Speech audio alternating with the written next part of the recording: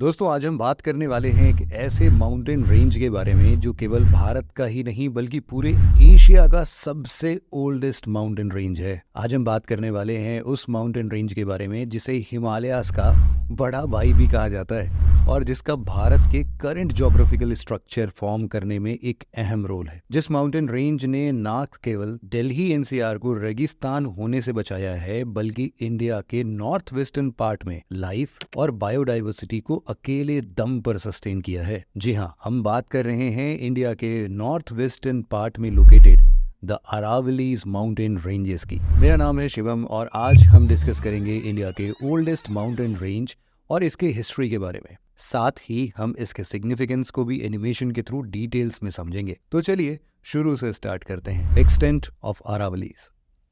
Aravalli mountain ranges India के north western part में located है और इसका लिटरल मीनिंग है लाइन ऑफ पीक्स। ये माउंटेन रेंज दिल्ली से लेकर हरियाणा, राजस्थान होते हुए गुजरात तक फैला हुआ है।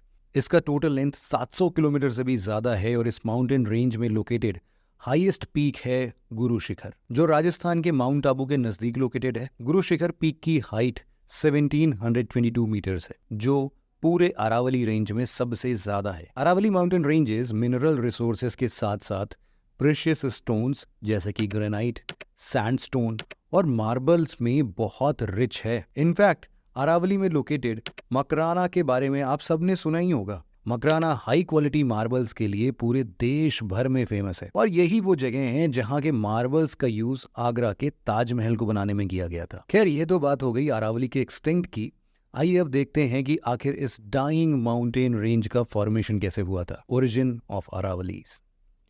दोस्तों, जैसे कि हमने पहले भी डिस्कस किया कि अरावली केवल इंडिया का ही नहीं बल्कि पूरे एशिया का सबसे ओल्डेस्ट फोल्ड माउंटेन रेंज है। इसका फॉर्मेशन आज से करीब 2000 से 3000 मिलियन साल पहले हुआ था। हाँ जी, बिल्कुल सही सुना आपने। और उस समय इसका हाइट आज के हिमालयास के हाइट से भी काफी ज्यादा था। हिमालयास की तरह ही अरावलीज का भी फॉर्मेशन दो कॉन्टिनेंट प्लेट्स के आपस में कन्वर्जेंस से हुआ था और इस वजह से ही इसे एक फोल्ड माउंटेन कहा जाता है। अरावलीज का फॉर्मेशन प्री कैम्ब्रियन एरा में मारवाड़ क्रेटॉन और बुंदेलखंड क्रेटॉन के आपस में कन्वर्जेंस से हुआ था और इसी वजह से आप देखेंगे कि अरावली का अलाइनमेंट नॉर्थ ईस्ट से साउथ वेस्ट के डायरेक्शन में है। जैसे कि आप सबको पता है कि माउंटेन फॉर्मेशन इवेंट को हम ज्योग्राफी की भाषा में ओरोजिनी कहते हैं।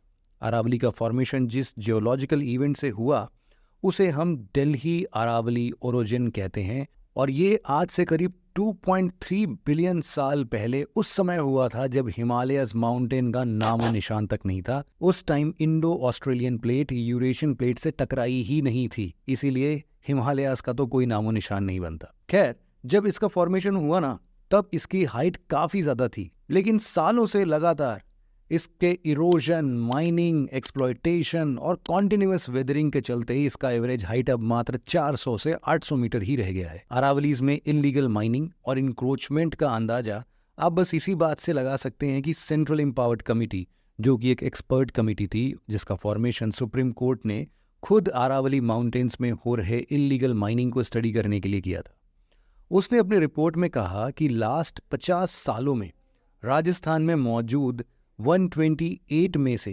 31 अरावली माउंटेन्स इलीगल माइनिंग की वजह से कंप्लीटली डिसअपीयर्ड हो चुके हैं। जी हाँ, गायब हो गए हैं, दिख ही नहीं रहे अब। ओरिजिन के बाद आइए अब हम बात करते हैं अरावली के फिजियोग्राफिक फीचर्स के बारे में। Physiography of Aravallis. Aravalli mountains के डिवीजन की बात की जाए तो इसे हम दो ब्रांचेस में क्लासिफाई कर सकते हैं। पहला है नदन ब्रांच, जो अजमेर से लेकर दिल्ली तक फैला हुआ है, और दूसरा है सदर्न ब्रांच, जो कि अजमेर से अहमदाबाद तक एक्सटेंडेड है।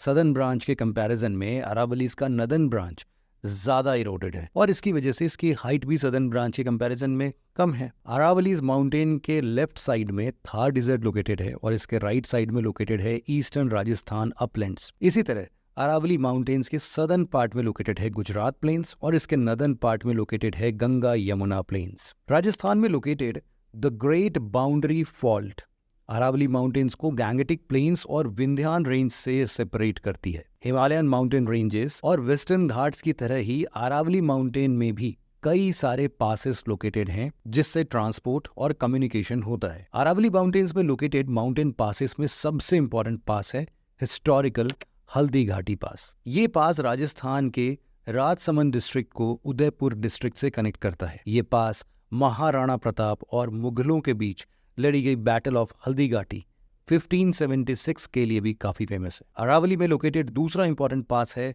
गोरन पास, जो माउंट आबू के नजदीक लोकेटेड है। ये पास उदयपुर सिटी को सिरोही डिस्ट्रिक्ट से कनेक्ट करता है। इसके बाद यहाँ लोकेटेड तीसरा इंपॉर्टेंट पास है गोरम घाट पास, जो राजस्थान के मेवाड़ और मारवाड़ रीजन को कनेक्ट करता है। एक्सटेंट, ओरिजिन और फिलॉसफी के बाद अब हम बात करते हैं अरावली के इंपॉर्टेंस के बारे में, सिग्निफिकेंस ऑफ अरावलीज।